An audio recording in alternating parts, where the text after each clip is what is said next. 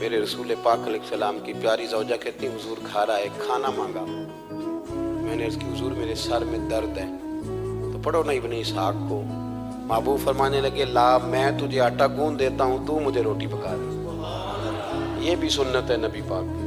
ہن چپ کر گئے ہو، یہ بھی حضور کی سنت ہے، یہ بھی سرکار کا طریقہ ہے۔ کبھی کبھی گھر میں جھاڑو دینا یہ بھی نبی پاک کا۔ حضور کام میں ہاتھ بٹاتے تھے نا ازواج کا، یہ والی سنت کس دن ادا کر دی؟ ایک دن میں نے جمعے میں یہ بات کی تو ایک بچہ مجھے کہنے لگا حضرت صاحب یہ سنت ادا تے کر لیجیے پر ساڑھے ابے نو بھی تے سمجھاؤ نا۔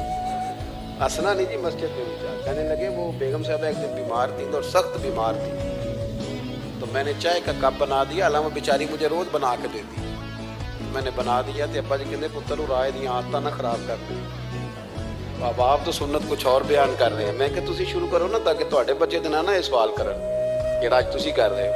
تو اس میں بھی کوئی حکمت ہوگی، بزرگ اگر کوئی بات کرتے ہیں تو وہ بھی کوئی اتنی بری نہیں ہوتی، اس کے اندر بھی کوئی نہ کوئی حکمت ہوتی ہے، لیکن اپنے گھروں کے ماحول میں خوبصورتی لائیں۔ یہ سٹیٹس نہیں اہل اسلام کا۔ بات سمیٹنے کی طرف آ رہا ہوں۔ حضرت عائشہ صدیقہ رضی اللہ تعالیٰ عنہ فرماتی ہیں حضور فرمانے لگے کہ جب تم راضی ہوتی ہو تب بھی مجھے پتہ چل جاتا ہے اور جب ناراض ہوتی ہو تب بھی۔ میں نے کہا یا رسول اللہ صلی اللہ علیہ وسلم وہ کس طرح؟ آنکھیں میں نے کھول لی، حضور کس طرح؟ تو دیکھو نبی پاک سامنے والے کے جملوں کا بھی احساس کرتے، خیال کرتے کہ سامنے والا کہاں سے بات کر رہا ہے۔ اللہ کے محبوب فرمانے لگے تمہیں اگر کبھی قسم کھانی ہو نا، تمہارا مزاج ہے، قسم کھانی پڑے اور تم مجھ سے ناراض ہو تو پھر تم کہتی ہو مجھے ابراہیم کے رب کی قسم، اور جب تم راضی ہو اور قسم کھانی پڑے تو کہتی ہو مجھے محمد مصطفیٰ کے رب کی قسم۔ تو جناب عائشہ کہتی ہیں میں زبان سے ہنس رہی تھی اور آنکھیں میری آنسو برسا رہی۔ میں نے کہا محبوبہ اتنا خیال کرتے، یہاں تک آپ کو احساس، یہاں تک پتہ ہوتا ہے، یہاں تک میرے رسول کریم علیہ السلام لوگوں کا احساس کرتے، خیال کرتے، شوق پیدا کرتے، وارفتگی ہوتی۔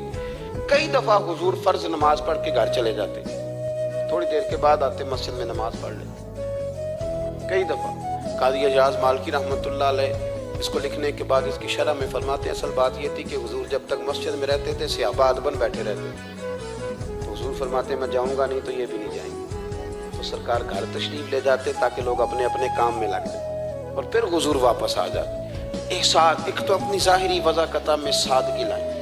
ہماری بہت ساری مشکلات کی اصل وجہ یہ ہے کہ تکلف بڑا بڑھ گیا، بڑا تکلف بڑھ گیا۔ ہم کوشش کرتے ہیں دوسروں کے برابر جانے کی، ہمیں کیا ضرورت پڑی ہے دنیا سے مقابلہ کرنے؟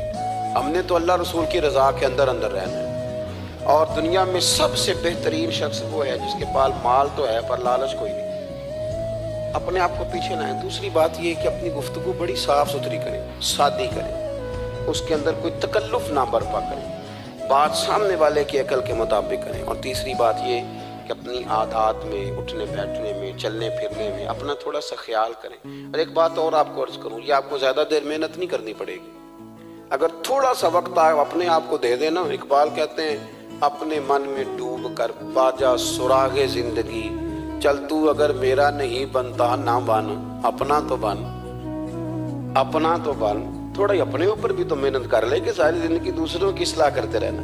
دوست کوشش کریں اپنی عادات پہ کو 2 4 5 ہفتے کے لیے محنت کریں تاکہ عادتیں سنور جائیں، تاکہ طبیعتیں بدل جائیں۔ ایک حدیث پڑھتا ہوں اور اپنی بات کو سمیٹتا ہوں۔ میرے رسول کریم صلی اللہ تعالی علیہ وآلہ وسلم نے فرمایا کہ اگر اللہ اخلاق کو چہرہ دیتا نا، یہ جو عادات ہوتی ہیں، اور عادات سے مراد صرف میٹھا بولنا نہیں بلکہ لالچ نہ کرنا بھی خلق ہے، تھوڑے پہ راضی رہنا بھی خلق ہے، سچ بولنا بھی خلق ہے، غیبت سے بچنا بھی۔